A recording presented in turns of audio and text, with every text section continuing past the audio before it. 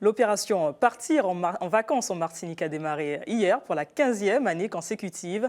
La manifestation attire toujours plus d'exposants, hôteliers, clubs de plongée, parcs de loisirs. Tous sont venus présenter leurs activités. Objectif, se faire connaître et remplir son carnet de commandes. L'occasion aussi de savoir si la destination pays est plébiscitée par les Martiniquais. État des lieux avec Isabelle Ferrière et Elodie Totou. Le Marouba fermé, le Caribéa en travaux, l'hôtellerie martiniquaise peut paraître sinistrée.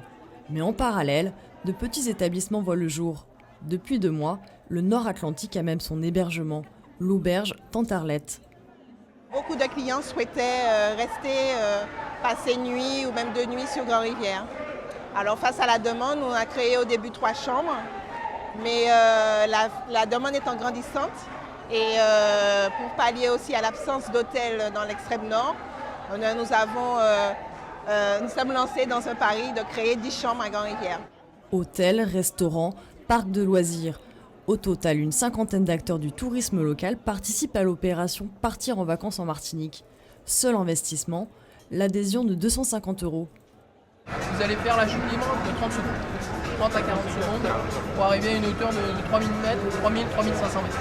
On ne va pas parler en termes de rentabilité, puisqu'on va privilégier en fait cette opération comme une opération de communication. Ça nous permet en fait d'avoir une meilleure visibilité. L'opération est plutôt bénéfique, puisqu'on arrive quand même à se faire connaître, les personnes sont très attirées par les images qu'on diffuse. 15 ans que la manifestation existe, et toujours avec le même succès. Un public venu glaner des informations et profiter des tarifs promotionnels. Ici, on peut espérer environ 10% de remise. C'est très diversifié, mais c'est pas connu. Donc c'est intéressant de pouvoir les mettre en valeur via des salons pareils. Des activités intéressantes, beaucoup de réductions, c'est très intéressant. Donc oui, je trouve mon bonheur en gros. J'ai fait un petit peu le tour pour chercher une résidence ou passer un week-end avec ma compagne. J'ai récupéré plusieurs dépliants, mais pour l'instant, j'avoue que je n'ai pas encore fait de choix précis. Donner envie à la population locale de partir en vacances en Martinique, une priorité et une nécessité pour le secteur. Sans les Martiniquais, l'économie touristique ne marcherait pas. En tout cas, elle serait en grande difficulté. Pour certains établissements, c'est 30 à 35% du chiffre d'affaires qui est généré par la clientèle martiniquaise.